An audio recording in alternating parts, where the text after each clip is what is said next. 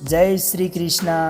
कहते हैं कि अपने जीवन को आप परमेश्वर को सौंप दीजिए, क्योंकि आप संपूर्ण जीवन में भी जितना नहीं कर सकते उतना तो वो एक पल में कर देते हैं। नमस्कार दोस्तों, मैं आपका मित्र सांवर चौधरी एक बार फिर से आप सभी मित्रों का आपके अपने YouTube चैनल सांवरिया ऑफिशियल पर हार्दिक स्वागत करता हूं, जहां पर आपको मिलते हैं ज्ञानवर्धक, स्पिरिचुअल और मोटिवेशनल वीडियोस। दोस्तों, आज के इस वीडियो में हम बात करेंगे कि श्रीमद् भगवत गीता के 13वें अध्याय से हम क्या सीख सकते हैं। इस वीडियो में हम बात करेंगे 13वें अध्याय के सार की बहुत ही सरल भाषा में और आसान शब्दों में। दोस्तों, अधूरा ज्ञान हमारे किसी काम का नहीं होता, इसलिए इस वीडियो को पूरा अंत तक देखें और इस वीडियो से आपने क्या सीखा वीडियो के अंत में कमेंट करके अवश्य बताएं। अगर आप इस चैनल पर पहली बार आए हैं तो चैनल को सब्सक्राइब कर नोटिफिकेशन के बेल आइकन को जरूर ऑन करें, ताकि आगे आने वाले इसी प्रकार के मोटिवेशनल और ज्ञानवर्धक वीडियोज आपको मिलते रहें। दोस्तों, इससे पूर्व के वीडियो यानी श्रीमद् भगवत गीता के 12वें अध्याय में हमने जाना कि भगवान श्री कृष्ण भक्त और भक्ति के महत्व को किस प्रकार से उजागर करते हैं। 12वें अध्याय में हमने जाना कि हम अपने लक्ष्य पर कैसे अडिग रह सकते हैं और एक विद्यार्थी को अपने विद्यार्थी जीवन में क्या करना चाहिए। श्रीमद् भगवत गीता जी के 13वें अध्याय में आज हम जानेंगे कि मनुष्य को अपने जीवन में किस प्रकार के कर्म करने चाहिए और साथ ही कौन से कर्मों को करने से बचना चाहिए। तो चलिए विस्तार से जानते हैं श्रीमद् भगवत गीता जी के 13वें अध्याय से मिलने वाली सीख और शिक्षाओं के बारे में। दोस्तों, ये अध्याय 2 शब्दों क्षेत्र और क्षेत्रज्ञ से परिचित कराता है। यहाँ क्षेत्र का अर्थ है शरीर और क्षेत्रज्ञ का अर्थ है इस शरीर का ज्ञाता। हम अपने इस शरीर को एक क्षेत्र की भांति और अपने शरीर में निवास करने वाली आत्मा को इस शरीर के ज्ञाता के रूप में स्वीकार कर सकते हैं। लेकिन दोस्तों, यह एक सरलीकरण है, स्पष्टीकरण है, क्योंकि क्षेत्र का अर्थ वास्तव में अधिक व्यापक है। इसमें मन, बुद्धि, अहंकार और माया अर्थात प्राकृत शक्ति के अन्य सभी घटकों को सम्मिलित किया जाता है, जिनसे कि हमारा व्यक्तित्व निर्मित होता है। जिस प्रकार किसान खेत में बीज बोने के पश्चात खेती का आरंभ करता है, उसी प्रकार से हम अपने शरीर को शुभ अशुभ विचारों और कर्मों से पोषित करके अपना जीवन जीते हैं और परिणाम स्वरूप अपना भाग्य बनाते हैं। इस अध्याय में भगवान श्री कृष्ण बताते हैं कि वे सृष्टि में सर्वत्र व्याप्त है, यानी कि भगवान हर जगह निवास करते हैं। ऐसा कोई स्थान नहीं जहाँ पर परमात्मा का वास ना हो, और साथ ही प्रत्येक जीव के हृदय में भी वो निवास करते हैं। इसीलिए वो प्रत्येक जीव की परम आत्मा है। आत्मा, परमात्मा और भौतिक शक्ति का वर्णन करने के पश्चात श्री कृष्ण आगे व्याख्या करते हैं कि जीवों द्वारा किए जाने वाले कर्मों के लिए इनमें से कौन उत्तरदायी है और इस संपूर्ण संसार में इनके कारण और परिणाम के लिए कौन उत्तरदायी है। वे लोग जिन्हें इनके भेद का, इनके अंतर का बोध हो जाता है और जो भली भांति कर्म के कारण को जान लेते हैं, वही लोग वास्तविकता में देखते हैं और केवल वही दिव्य ज्ञान में स्थित हो पाते हैं। ऐसे मनुष्य सभी जीवों में परमात्मा को देखते हैं और इसलिए वे मानसिक रूप से किसी को भी अपने से नीचा नहीं समझते। वे एक ही प्राकृतिक शक्ति में स्थित विविध प्रकार के जीवन रूपों को देख सकते हैं, और जब वे सभी अस्तित्व में सामान्य आध्यात्मिक आधार को देखते हैं, तब उन्हें ब्रह्म की अनुभूति होती है। इसी अध्याय के प्रथम श्लोक में अर्जुन भगवान श्री कृष्ण से कहते हैं कि हे माधव, मैं यह जानने का बड़ा तीव्र इच्छुक हूँ कि प्रकृति क्या है और पुरुष क्या है, तथा क्षेत्र और क्षेत्रज्ञ क्या है। मैं यह भी जानना चाहता हूँ कि सच्चा ज्ञान क्या है और इस ज्ञान का लक्ष्य क्या है। दोस्तों, आपको विदित होगा कि जब श्रीमद् भगवत गीता जी के प्रथम अध्याय में बात होती है, धृतराष्ट्र प्रश्न करते हैं कि धर्म क्षेत्र कुरुक्षेत्र में मेरे और पांडु के पुत्र क्या कर रहे हैं, तो ये जो दो क्षेत्र हैं वो कहाँ हैं। तब हमने संक्षेप में जाना था कि कुरुक्षेत्र और धर्म क्षेत्र हमारे ही शरीर और मन में होते हैं और इनकी दोनों ही अवस्थाओं का युद्ध हमारे भीतर जीवन पर्यंत चलता रहता है। उन्हीं दोनों क्षेत्रों का विस्तार पूर्वक वर्णन इस अध्याय में किया गया है। अब अर्जुन द्वारा किए गए प्रश्न के उत्तर के संदर्भ में भगवान श्री कृष्ण कहते हैं कि हे अर्जुन, इस शरीर को क्षेत्र के रूप में परिभाषित किया गया है और जो इस शरीर को दोनों का सत्य जानने वाले ऋषियों के माध्यम से जान जाता है उसे क्षेत्रज्ञ कहा जाता है। यहाँ पर भगवान श्री कृष्ण कहते हैं कि हे कौन्तेय, यह अपना शरीर ही क्षेत्र है और जो मनुष्य इसको भली भांति से जान जाता है वही क्षेत्रज्ञ है। अर्थात वो मनुष्य इसमें फंसा हुआ नहीं है बल्कि इसको चला रहा है, ऐसा उस तत्व को जानने वाले महापुरुषों ने कहा है। तब यहाँ पर यह प्रश्न उत्पन्न होता है कि जब हमारा शरीर एक है तो फिर उसमें दो क्षेत्र कैसे हो सकते हैं, कुरुक्षेत्र और धर्म क्षेत्र, ये दो क्षेत्र कैसे हैं। दोस्तों, थोड़ा विस्तार में जब आप श्रीमद् भगवत गीता जी को पढ़ेंगे और समझेंगे तो आपको समझ में आएगा कि इस शरीर के अंदर दो प्रवृत्तियां हैं। एक प्रवृत्ति ऐसी है जो हमें परमात्मा में विश्वास दिलाती है, जो कि दैवीय संपद है, और दूसरी है आसुरी संपद, जो ये विश्वास दिलाती है कि ये जो दुनिया है इसमें सिर्फ मौज मस्ती करने के लिए हम आए हैं और इसके पश्चात पुनः चले जाएंगे। लेकिन जो दैवीय संपत्ति प्रवृत्ति है वह उस परमात्मा में, उस परम प्रभु में आपका विश्वास और सुदृढ़ करती है और ज़्यादा बढ़ाती है, आपको आस्तिक बनाती है। जब आपके शरीर के अंदर आपके विचारों में आसुरी संपद अर्थात बुरे विचारों का बाहुल्य हो जाता है, बुरे विचार बढ़ने लगते हैं, तब हमारा जो ये शरीर है यह कुरुक्षेत्र बन जाता है। और जब इसी शरीर में, इसी मन में देवी संपद अर्थात अच्छे विचारों का बाहुल्य हो जाता है, आपकी सोच में अच्छे अच्छे विचार आने लगते हैं, तो फिर यही शरीर धर्म क्षेत्र बन जाता है।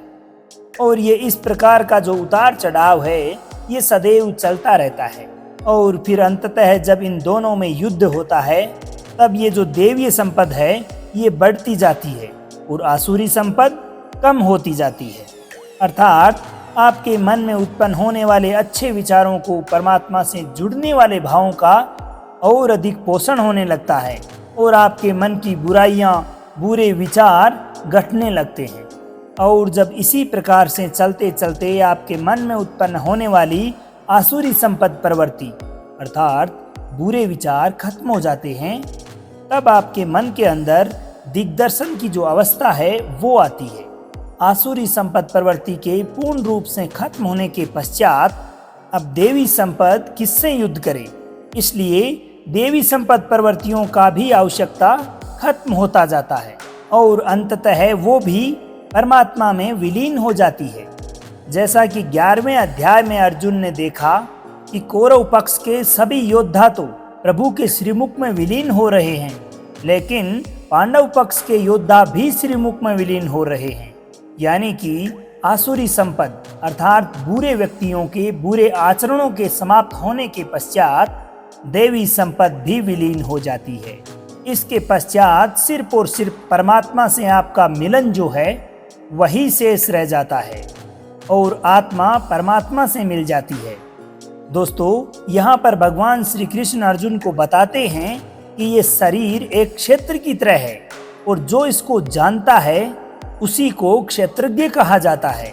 क्षेत्र का मतलब है कि खेत, जिस प्रकार से हम खेत में जैसा बीज डालते हैं वह उसी प्रकार का सही समय आने पर हमें फल देता है। ठीक इसी तरह जीवन में भी जिस तरह के कर्म फल का हम बीज बोते हैं वही बीज समय आने पर उसी प्रकार का फल देता है।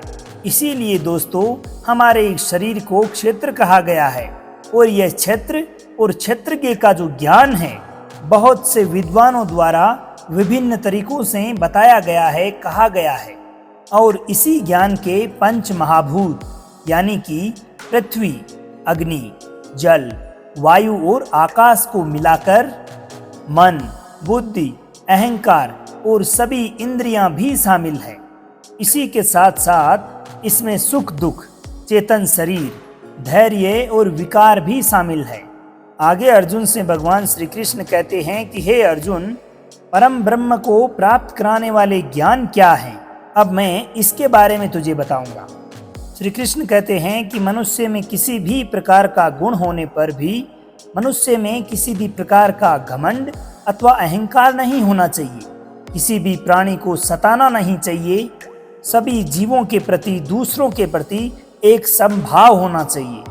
अपने गुरुदेव की सेवा की जानी चाहिए और मन तथा वाणी में सरलता होनी चाहिए।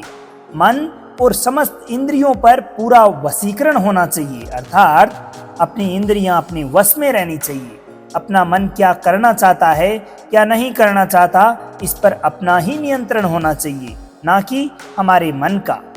ये जो मन है, इसमें तमाम प्रकार की भावनाएं उत्पन्न होती रहती है।